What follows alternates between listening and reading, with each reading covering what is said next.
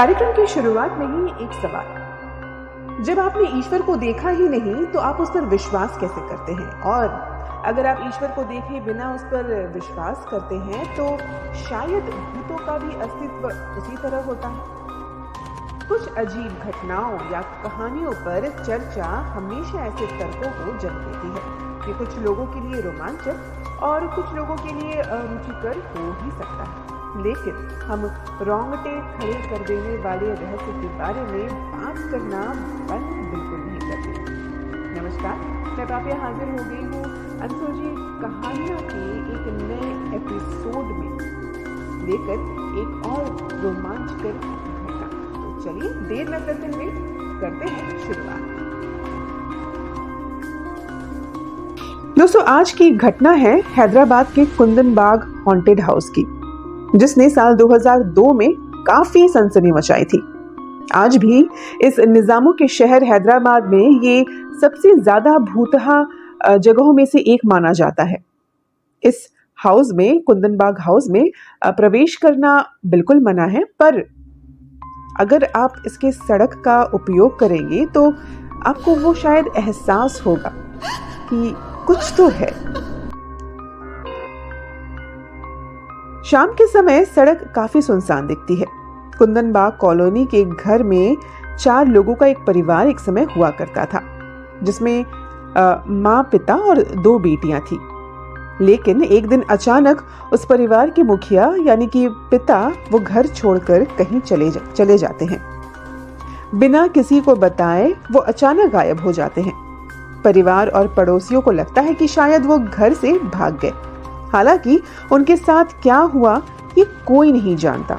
उसके बाद घर में बाकी लोग यानी माँ और 2 बेटियां अकेली रहती थी और ये बात आसपास के सभी लोगों को पता भी था।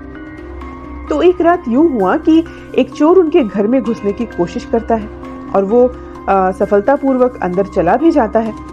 चोरी करके घर से बाहर आता है तो उसको अचानक से पता चलता है कि घर में उसका कुछ सामान छूट गया। फिर वो वापस घर में जाता है और जब वो अंदर जाकर देखता है तो जो दृश्य देखता है ना, वो दिल दहला देने वाला होता है। घर के अंदर 3 लाशें थी।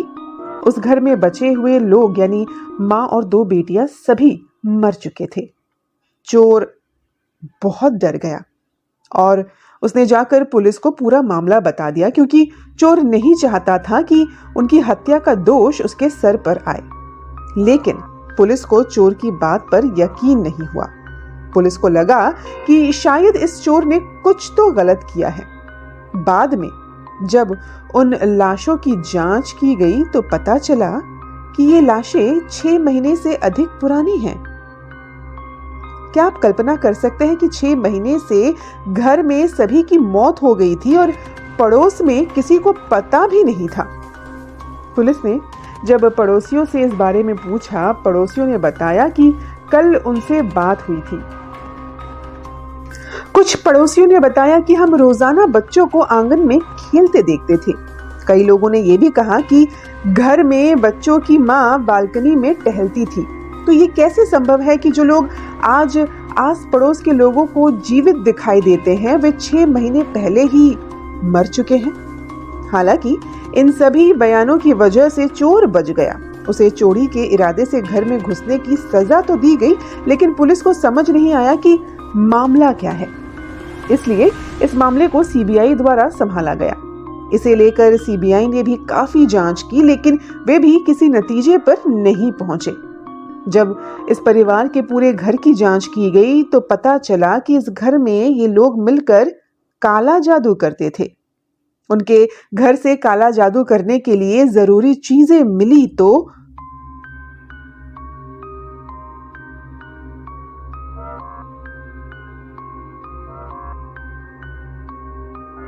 उनके घर से काला जादू करने के लिए जरूरी चीजें भी मिली। तो क्या काले जादू के कारण ही इस घर के मुखिया जो बच्चों के पिता थे उन्होंने घर छोड़ दिया था, या उनके साथ कुछ और हुआ?